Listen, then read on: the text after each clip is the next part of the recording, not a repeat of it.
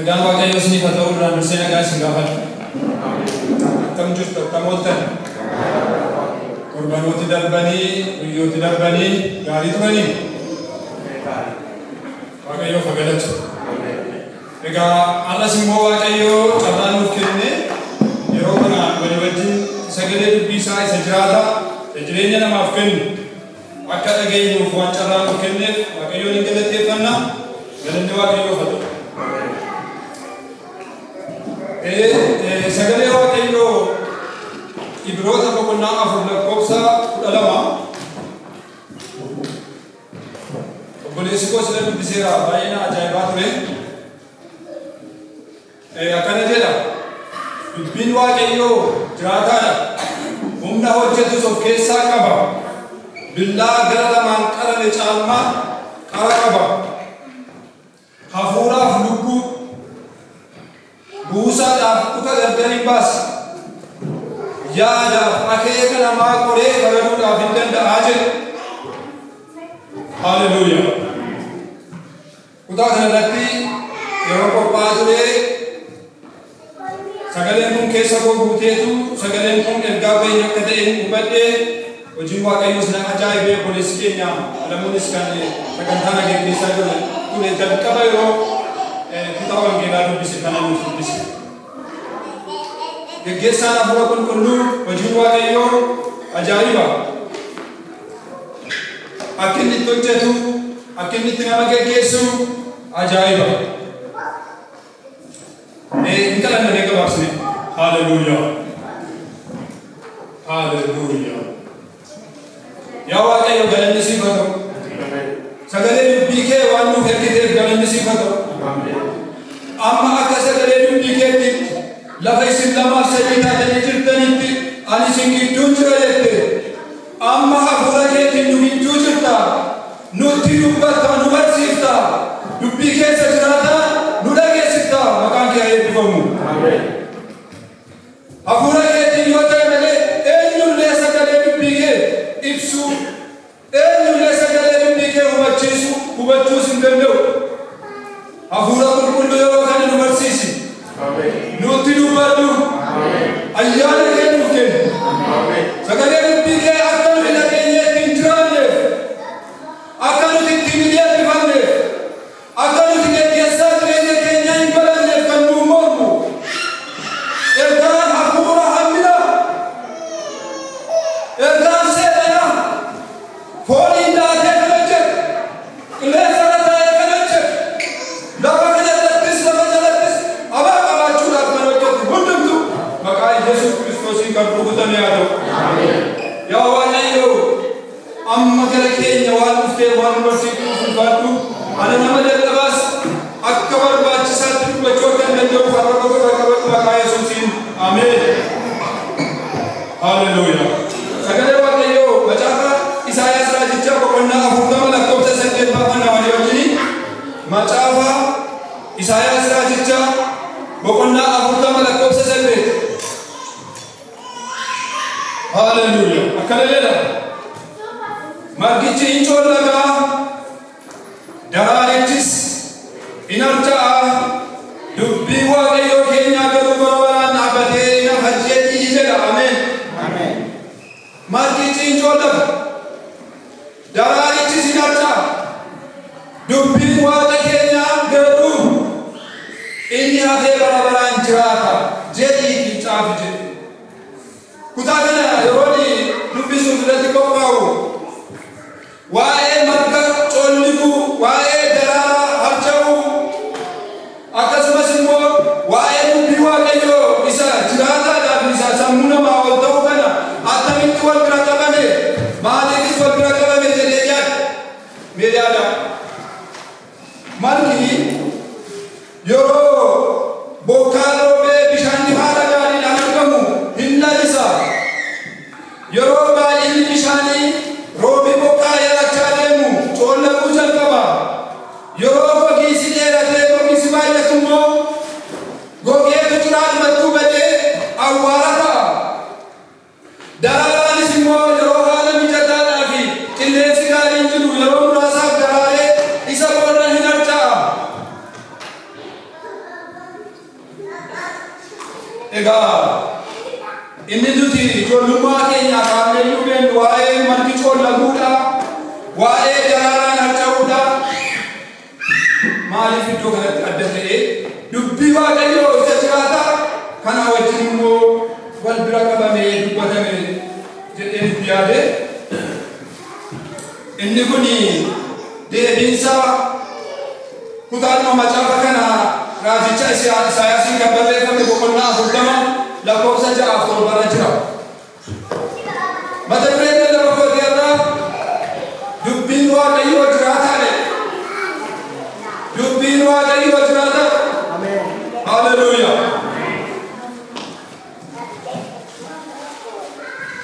Macaafa Isaayaas raajichaa boqonnaa 40 lakkoofsa 6 sagaleen tokko labsi naan jedhu kan naan jedhu dhaga'ee jedha. Sagaleen labsi naan jedhu dhaga'e achumaan maal jedhee labsa jedhee gaafanii gaafadhu.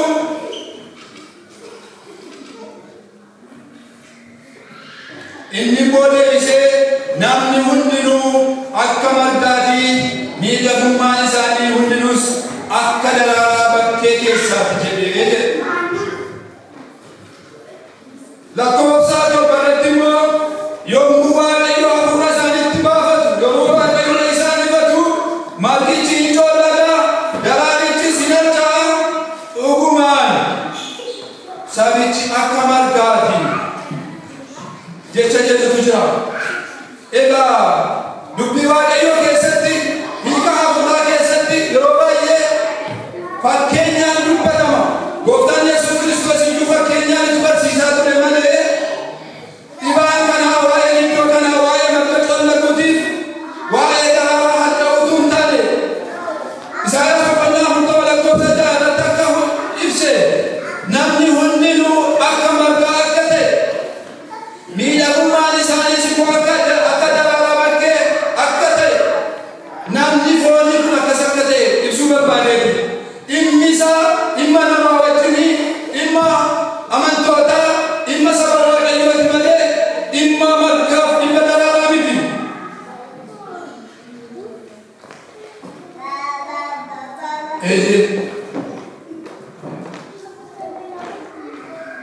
Isaayaas boqonnaa 40 lakkoofsa 2 irratti immoo garaa saba Yerusaalem kan rukutu dubbadhaatii cubbuu isaa hundumaaf harka Waaqayyoo keessaa adaba dachaa lama akka fudhate, barri inni garbummaatti rakkachaa ture akka raawwate yakki isaas akka dhiifameef itti himaa jira. Haleluuyaa. Sabni Israa'el walumaa galatti waggaa 500tu harka garbummaa jala taa'an, harka garbummaa jala turan. Waggaa 430 harka mootii Gibxi jalatti Fara'oon jalattitu garbooman. Waggaa 70 immoo harka mootii Baabiloon jalattitu garboomanii jiraatan. Walumaa gala waggaa 500. Sagalee Waaqayyoo akkana jedhe. Saba Yerusaalemii saba koo warra ta'anii sagalee garaa isaanii rukutu dubbadhaatii itti naa himaa. Sababii cubbuu keessanii yakka keessanii fi harka koo keessaa dachaa lama adabbii fudhattaniitu. Kanaaf barri garbummaa keessanii immoo raawwateera, isiniif dhiifameera jedhaati itti mana. Haleluuyaa. Sabni kun egaa sabni Israa'el sabni dhuunfaa Waaqayyoo ta'e kuni waggaa 500 harka garbummaatti jiraate jechuun harka garbummaa jala jiraachuun maal jechuudha? Harka garbummaa jala yookiis garba ta'anii jiraachuun mirga ofii dhabu, mirga ofii, maalummaa ofii dhabu. Namni garba ta'e tokko kaayyoo mataa isaa hin qabu, karoora mataa isaa hin baafatu. Waan jaallate ofii isaatiin godhachuu hin danda'u yoo gooftaa isa godhe malee. Uffata uffatu iyyuu yoo gooftaan isaa isaan murteesse malee uffata uffatu iyyuu murteeffachuu hin danda'u. Kanaaf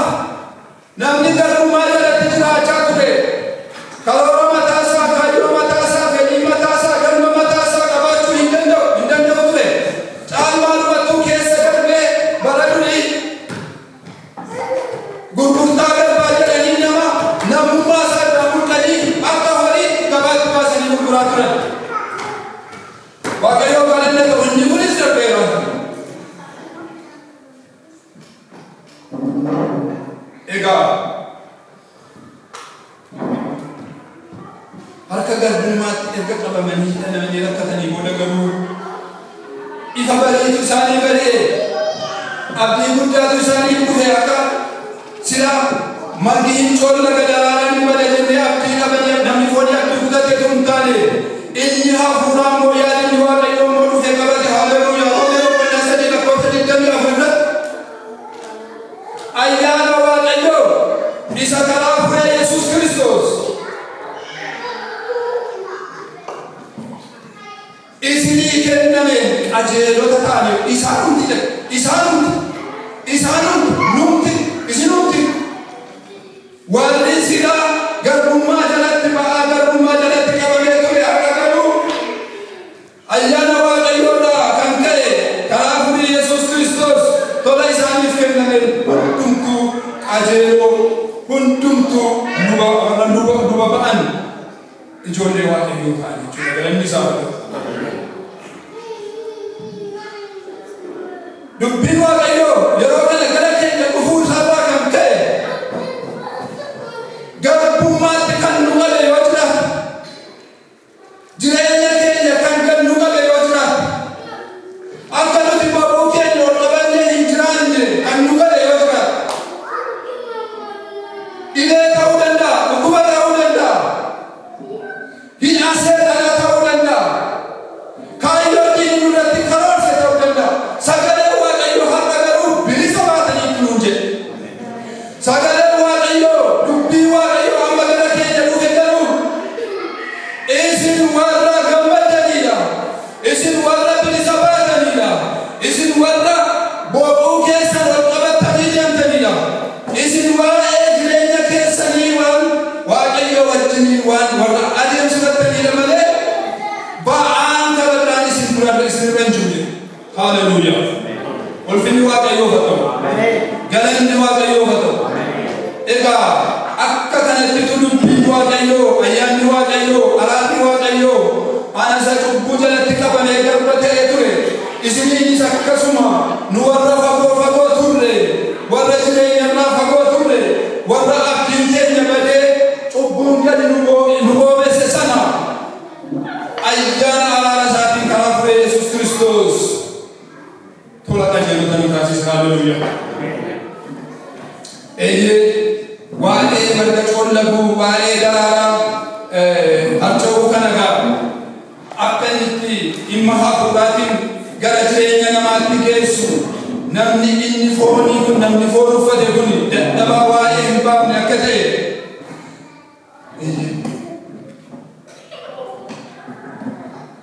firoota koo biyya lafaa kana irratti namni yoo baay'ee waggaa 70 yoo baay'ee waggaa 80 jira.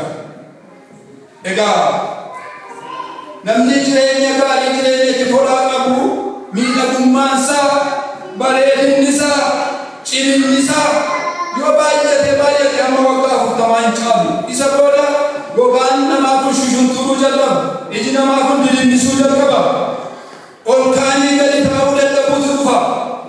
Akkuma kanattitu yeroon namaa darba. Garuu dubbiin waaqayyoo inni bara baraan jiraataa nama taasisu, inni bara baraan jiraataa nama taasisu karaa Yesuus Kiristoos ammas gara keenya dhufee galanni isaa haa ta'u. Egaan itti fufee dubbiin waaqayyoo maalitti fakkeeffama?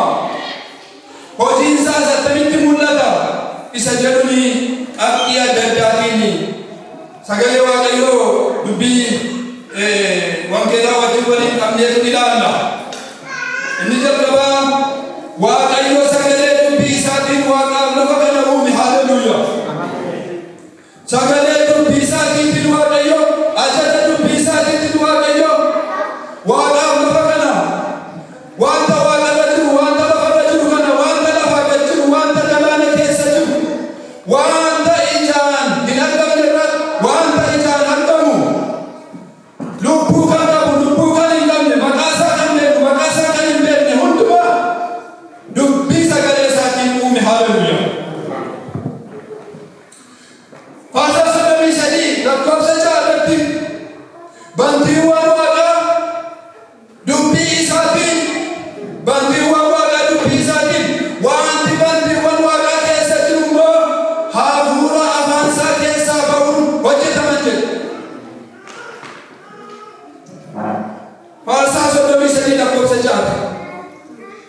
bantiiwwan waaqa dubbii waaqayyooti.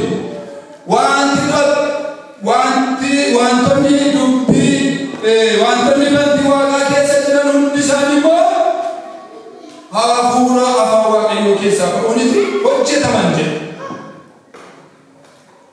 Seera uumamaa boqonnaa tokko lakkoofsa 16 waaqayyoo ibsoota gurguddaa lama tolcheetu jedhe. Ibsoota gurguddaa lama. Isa guddaa isa caalu tokko guyyaatti akka inni aboo qabaatu. Isa sana xinnaatu tokko immoo halkanitti akka inni aboo qabaatu godheetu bantii waaqaatti kaa'e. Inni guyyaa aboo qabu suni aduudha. Inni halkan aboo qabu suni ji'a. Amma hundi keenya lafa kanarra jirra. Lafa kanarraa yeroo ija keenya achi ol ilaallu aduuni hammuma kubbaa tokko taatee nutti mul'atti miti. Aduun hammuma kubbaa tokko taatee nutti mul'atti. Garuu aduuni hammam akka inni lafa kanarra caalu isinitti himuu barbaada. Inni bal'inni aduu gama tokko gama kaanii bal'inni isaa diyaameetirii inni jedhamu jecha. Diyaameetiriin aduu kana bal'inni isaa gara tokko amma gara kaanitti kan lafaarra harka si'a 109 caala. Akka jechuun lafa kana fuudhee akkasitti wal bira yoo nallee lafa kan akka lafaa kana lafa 109 fuudhee bal'ina aduu kanaan qixxeessuu dandeenya jechuudha. Inni garaagaraan qabiyyee inni qabachuu danda'u yookiis vooliyuumii isaa kan aduudha yoo fakkeenyaaf akka karaxiitiitti godhannee lafa kana hammamitti naqachuu dandeenya yeroo ilaallu immoo nama ajaa'iba. Lafa miiliyoona 1,300 fudhata. Lafa miiliyoona 1,300 yookiin lafa miiliyoona 1,300tu aduu kanatti nuu buutee akka karaxiitiitti fayyadamuu dandeenya. Fageenyi aduun lafarraa qabu kiloomeetirii miliyoona 1,100 miliyoona 50 fageenyi isaa 150 million kilometers. Na ajaa'ibe amma fageenya mana qabu fudhatti akkamittiin arguu dandeenya. Mana kana agarasi lafa kana agarasi utuu meetirii 50 yookiin 40 waan guddaa hin taane tokko keenya arguu dandeenyu miti. Akkasuma meetirii 20 arguu dandeenyu. Garuu lafa fi aduu hamma kana walirraa fakkaatu lafa kana irra keenya aduu kana hin argina. Kun hojii waaqayyoo isa ajaa'ibaadha. Dinqisiisaadha.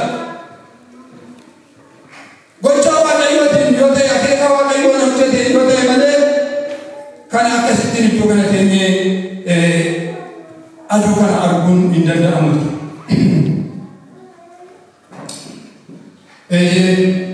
Inni lammaffaan dubbiin waaqayyoo akka ibidda xabgodhuuti. Haalleluuyaa. Ibidda xabgodhu beektu? Ibidda xabgodhu namni beeku maal jechuudha? Ibidda xabgodhu dubbiin waaqayyoo akka ibidda xabgodhuuti. Haalleluuyaa. Ibiddi xabgodhu ibidda fura qabate isa jedhamu beektu ni fura. Furri marga goggogaa yookiis immoo citaafa yeroo keessumaa yeroo bonaa keessa abiddi yoo ka'ee citaa akkasii yookiis fura akkasii qabaate xabgodhee fita. Waan tokko yeroo isin kennu dhaamsuun hin danda'amu. Dubbiin waaqayyoo ariifachuunsaa dafee raawwachuunsaa akka abidda xabgodhu kanaatti jedha. Haalleluuyaa. Seera ba'uu boqonnaa 24 lakkoofsa 11 waaqayyo Musee waameetu askara koo gara tulluu Siinaa kottu gabaatoota kakuu dhagaalaa kan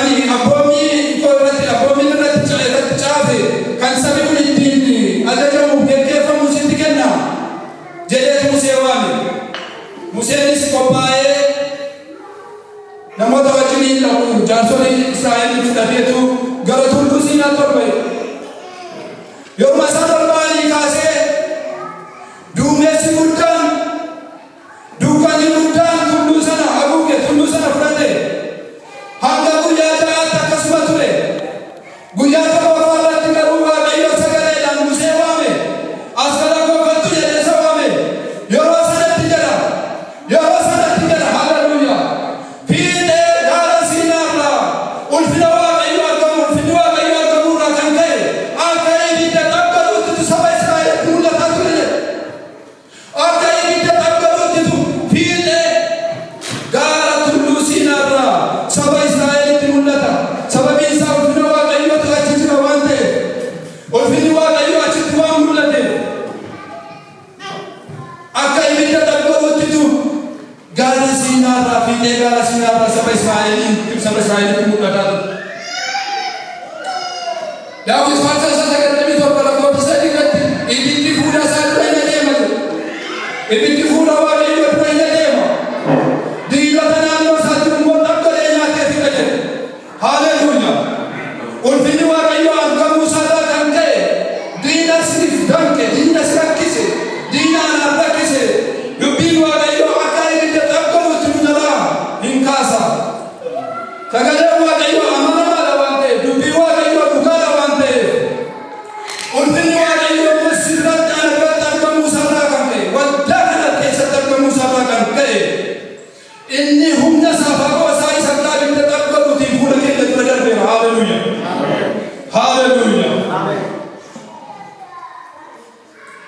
Haleluuyaa. Galanni Waaqayyoof haa ta'u. Dubbii Waaqayyoo sagalee misiraachooti jedha. Haleluuyaa. Sagalee misiraachooti jedha dubbii Waaqayyoo. Sagalee misiraachoo, sagalee kakuu, sagalee ilillee, sagalee gammachuuti sagalee misiraachoo. Ergaa Phexros isarraa boqonnaa 24 lakkoofsa 25tti ergaa Phexros isarraa boqonnaa 1 lakkoofsa 24 namni tokko naaf baasu. Namni gara biraan immoo Luqaas boqonnaa 2 lakkoofsa 9 hamma 10tti. Eenyutu dhaga'e? Misiraachoo guddaa. Duraan dursee misiraachoo guddaa kan dhaga'e addunyaa kanarratti keessumaa dhalachuu Yesuus Kiristoosiin kan walqabatu warra eegdotaati. Eegdoti suni gaafa Yesuus Kiristoos mandara Beetlihemitti dhalatu isaan horii eegu ala turanii qorra keessa turanii ergamaan Waaqayyoo garuu gara isaanii dhufee hin sodaatinaa ani misiraachoo guddaa isinitti nuufan dhufe inni kun immoo saba hundumaaf kan ta'uudha. Guyyaa har'aa mandara Daawititti fayyisaan isiniif dhalateera. Inni immoo Yesuus Kiristoos goofticha. Haleluuyaa. Sagalee misiraachoo guddaa kan fayyisaan biyya lafaatti fayyisaan nuuf dhalachuusaa mandara Daawit keessatti fayyisaan dhalachuusaa sagalee misiraachoo isa guddaa kana ergamichatti dubbatu warra eegduu gadi. Nuti sagalee misiraachoo guddaa kana gammachuu guddaa kana keessa keenyaa qabna. Haleluuyaa. Waa'ee Yesuus Kiristoos fayyisaa ta'uusaa hafuura keenyaan keessa keenyaa qabna. Kanaaf dubbiin Waaqayyoo sagalee misiraachooti. Dubbiin Waaqayyoo sagalee ilillee qabuudha. Nama gammachiisa. Ulfinni Waaqayyoo haa ta'u. Inni kan ilaalu dubbiin Waaqayyoo kaayyoo akeeka isaa galmaan ga'a. Dubbiin Waaqayyoo kaayyoo akeeka Waaqayyoo qabutu galmaan ga'a.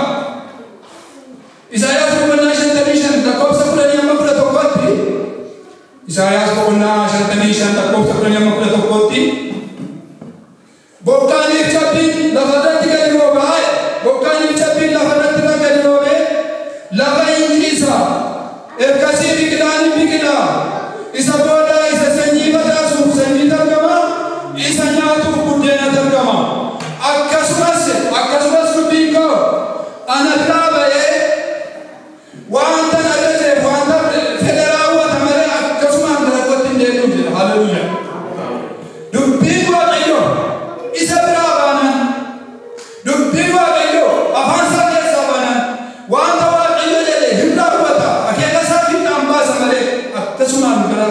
isaatti hin deebi'u. Haleluuyaa. Ulfinni Waaqayyoo haa ta'u.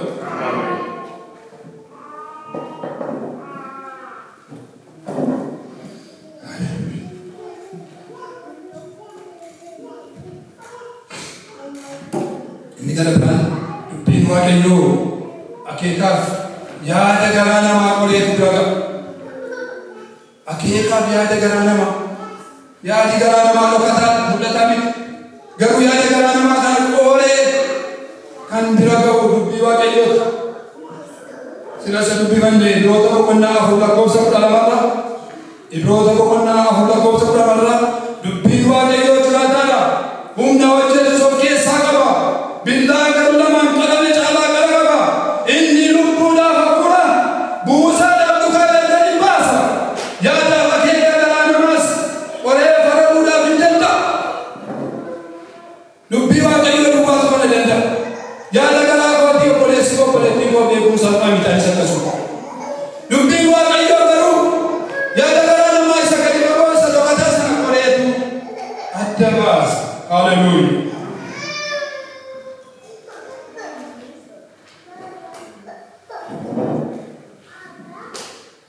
Qabxii sanaa keessattaan irratti dubbiin Waaqayyoo aga'anii warri raawwatan gammachuu qabu jedha. Haleluuyaa. Dubbii Waaqayyoo aga'anii kan raawwatan isaan gammachuu qabu. Luqaas boqonnaa 11:27-28tti Gooftaan Yesuus Kiristoos barsiisa ture sababa. Utuu inni barsiisaa jiru saba sana keessa dubartiin tokko sagalee ishee ol fuutee gadameessi si baatee fi hamni ati yoote kan gammadaniidha. Yoo seennetti inni immoo caalmaadhumatti iyyuu dubbii Waaqayyoo dhaga'anii kan raawwatan immoo gammachuu qabu jedhe. Haleluuyaa. Isa kana duwwaa otoo hin ta'in haati koo, abbaan koo, obboleessi koo, obboleettiin koo warra dubbii Waaqayyoo dhaga'anii raawwatanii. Gooftaatti kan jaallatamtan firoota koo, obboloota koo, obboleettota koo, nuti dubbii Waaqayyoo dhageenyee raawwachuudhaaf of kenninee gara isaatti dhiyaanneerra waan ta'eef gammachuu qabna. Haleluuyaa. Gammachuun keenya guutuudha. Haleluuyaa. Sagalee dubbii isaa dhageenyee itti jiraachuudhaaf, raawwachuudhaaf, isaaf abboomamuudhaaf waan of laanneef nuti warra gammadan gammachuun keenyas guutuudha. Haleluuyaa.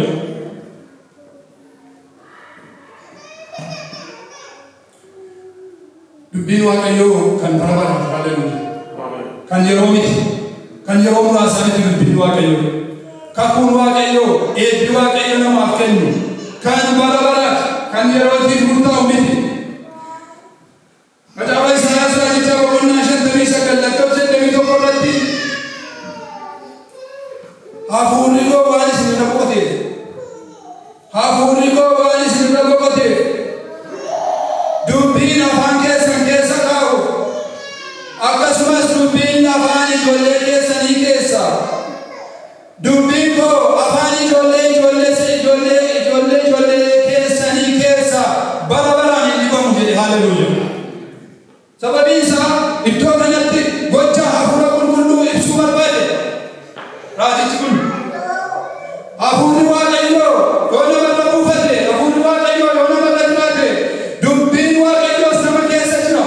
Dubbiin Waaqayyoo inni nama keessa jiru kun immoo kan yeroo tuutan kan jenereeshinii tokko kan dhaloota tokkoo tuutan dhaloota irraa gara dhalootaan ijoollee irraa gara ijoollee darbee bara baraan jiraata. Haleluuyaa. Kanaaf dubbiin Waaqayyoo kun jalqaba Abrahaamiin jalqabe. Waaqayyoof abboomamuuf Waaqayyoon dhaga'uun Abrahaamiin jalqabe. Yisihaaqitti darbe, Yaaqoobitti darbe, saba Israa'el guutummaatti darbe, addunyaa guutuu qabate. Haleluuyaa. Amma immoo addunyaa guutuutti darbee jira. Egaa dubbiin Waaqayyoo kun, hojiin hafuura qulqulluu kun addana waldaa keenya keessatti qofa murtaa'ee hafa kan hin taane guutummaa Awurooppaa, guutummaa addunyaa kana hin dhaaba. Darbee hojjeta, bara baraanis jiraataadha. Haleluuyaa.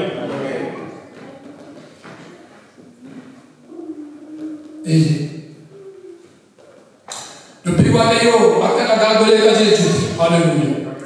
dubbiin waaqayyoo akka dhagaa golee qajeelchu dhagaa golee qajeelchu beektu dhagaa golee qajeelchu dhagaa golee qajeelchu warri mana ijaaran sirriitti hin beeku warri barumsa ijaarsaa qaban hin beeku dhagaan golee qajeelchu dhagaa rookisaa garaa dhufanii wal qixxee ta'uu danda'u yookiis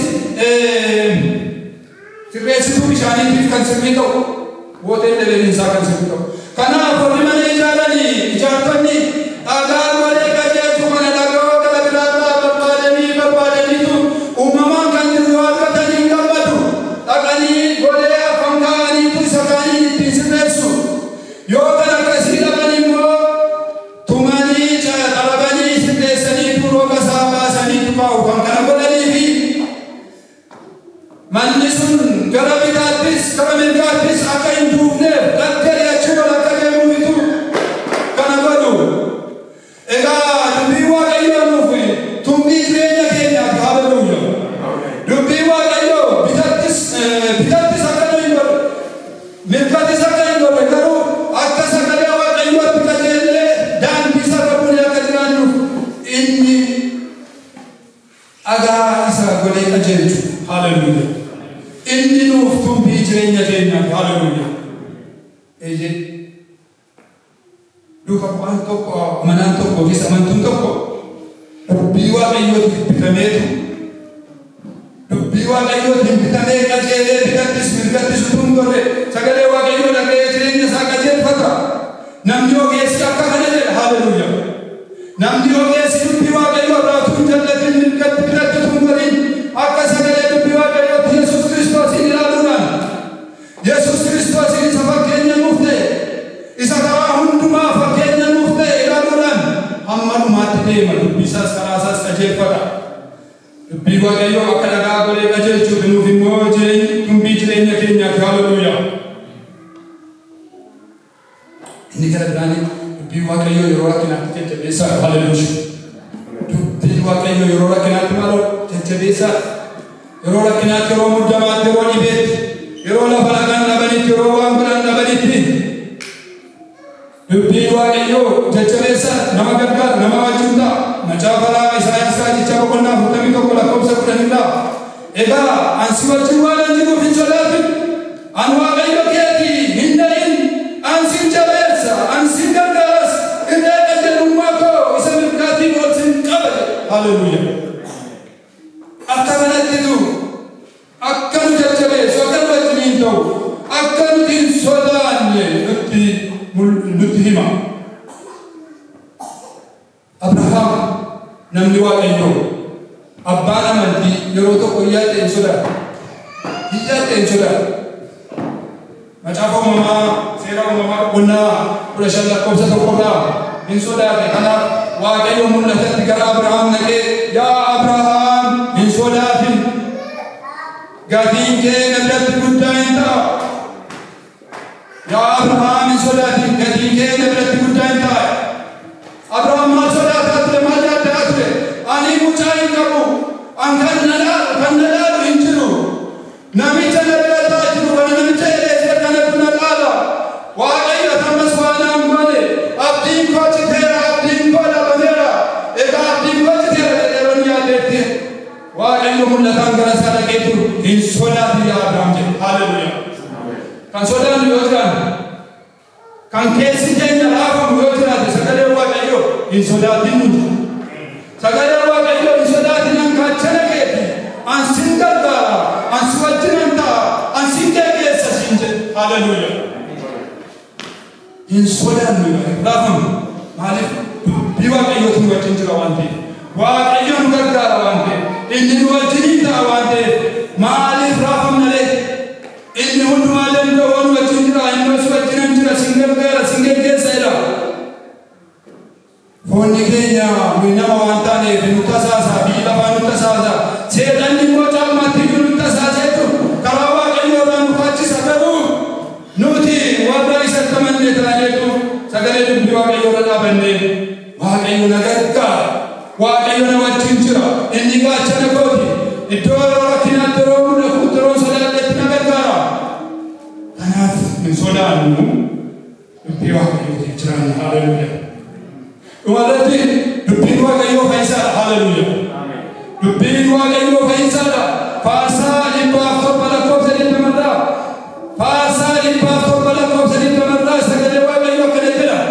Dubbii isaa ergee isaaniinis fayyisee boolla du'aa keessaas isaan baasee jedha. Haaleluyyaa. Dubbiin waaqayyo dubbii isaa ergee isaan fayyise. Maalirraa? Cubburraa. Maalirraa? Diinarraa. Maalirraa? Gadadummaarraa. Maalirraa? Gadi kufuurraa. Sodaachuurraa. Boolla du'aa keessaa isaan baase jedha. Haaleluyyaa.